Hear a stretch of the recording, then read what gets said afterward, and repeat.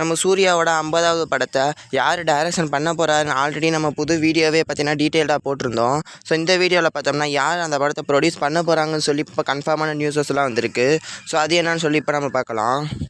So இந்த படத்தை produce பண்ண போகிறது வேறு யாரும் இல்லை, இப்போ ஜனநாயகன் படத்தை ப்ரொடியூஸ் பண்ணியிருக்காங்கல்ல. ஸோ அந்த ப்ரொடக்ஷன் கம்பெனியான கேவிஎன் ப்ரொடக்ஷன்ஸ் தான் இந்த சூர்யா 50 ப்ரொடியூஸ் பண்ண போகிறாங்க. ஸோ கேவிஎன் ப்ரொடியூஸ் பண்ணுறதுனால பார்த்தோம்னா ஒரு நல்ல விஷயமும் இருக்குது, ஒரு கெட்ட விஷயமும் இருக்குது. ஸோ அது என்னன்னு சொல்லி இப்போ நம்ம பார்க்கலாம். ஃபஸ்ட்டு அந்த நல்ல விஷயம் என்னென்னா பட்ஜெட். ஸோ பட்ஜெட்டில் பார்த்தோன்னா காம்ப்ரமைஸே ஆக மாட்டாங்க. இப்போ நிறைய பட்ஜெட்டை பார்த்தீங்கன்னா அப்படியே இறக்கி தள்ளுவாங்க. உதாரணத்துக்கு இவங்க ப்ரொடியூஸ் பண்ண 3 பெரிய படம். ஒன்று துருவோட கேடி. ஸோ இந்த கேடி த டெவிலோட பட்ஜெட் பார்த்தோம்னா ஆல்மோஸ்ட் 100 crores கிட்டக்க. ஸோ இவர் ஒரு Tier 3 ஆக்டர். இவரோட பாக்ஸ் ஆஃபீஸ் பொட்டன்ஷியலே 15 to 20 crore தான். ஸோ அந்த மாதிரி ஹீரோக்கு 100 crore பட்ஜெட் பார்த்தீங்கன்னா போட்டிருந்தாங்க. நெக்ஸ்ட் ஜனநாயகன் மாதிரி ஒரு ரீமேக் மூவிக்கு 500 கோடி பட்ஜெட்டை பற்றினா போட்டிருந்தாங்க. ஸோ நம்ம இந்தியன் சினிமாவில் யாருமே பார்த்தோன்னா 500 கோடி பட்ஜெட்டை பார்த்து ஒரு ரீமேக் பண்ண எடுத்ததே கிடையாது. அதுக்கப்புறம் நம்ம யஷோட டாக்ஸிக் படத்துக்கு கிட்டத்தட்ட 600 கோடிக்கும் அதிகமான பட்ஜெட்டை பார்த்தினா போட்டிருந்தாங்க.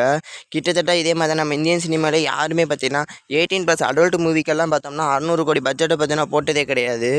ஸோ அதனால தான் சொல்கிறேன், இவங்க பார்த்தீங்கன்னா பட்ஜெட்டுக்கு காம்ப்ரமைஸ் ஆக மாட்டாங்க. ஸோ கண்டிப்பாக டேரக்டர்ஸ் கேட்குறத விடவே பார்த்தீங்கன்னா அதிகமான பட்ஜெட்டை பார்த்தீங்கன்னா இவங்க கொடுப்பாங்க. நெக்ஸ்ட் அந்த கெட்ட விஷயம் என்னென்னு பார்த்தோன்னா போஸ்ட்பான். இவங்க ப்ரொடியூஸ் பண்ண இந்த 3 படத்துலையுமே பார்த்தீங்கன்னா சென்சார் இஷ்யூவாலேயோ இல்லை வேறு ஏதோ இஷ்யூவாலேயோ பார்த்தீங்கன்னா கண்டிப்பாக போஸ்ட்பான் தான் ஆகிக்கிட்டே இருக்குது மூவி. உதாரணத்துக்கு கேடி த டெவில் பார்த்தீங்கன்னா கிட்டத்தட்ட 3 வருஷமாக கடப்பில் கந்துச்சு.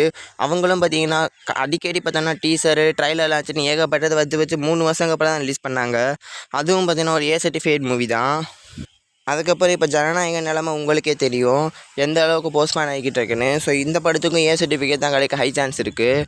அதுக்கப்புறம் யஷோட டாக்ஸிக் இதுவுமே கிட்டத்தட்ட 2 to 3 வருஷமாக போஸ்ட்பான் ஆகிக்கிட்டு இருக்குது. ஸோ இதுக்கும் பார்த்தீங்கன்னா A சர்டிஃபிகேட் தான் கிடைக்க வாய்ப்பு இருக்குது. ஸோ அதனால தான் சொல்கிறேன், இந்த படத்துலையும் பார்த்தீங்கன்னா இந்த மாதிரி போஸ்ட்பான் இஷ்யூ எதுவுமே வராமல் பார்த்துக்கிட்டா நல்லது. ஸோ ஃபைனலாக சூர்யாவோட அந்த 50 மூவியை இந்த கேவிஎன் ப்ரொடக்ஷன் ப்ரொடியூஸ் பண்ணுறதுல உங்களோட ஒப்பீனியன் ஏதாச்சும் இருந்துச்சுன்னா அதை கமெண்ட்டில் சொல்லிட்டு போங்க.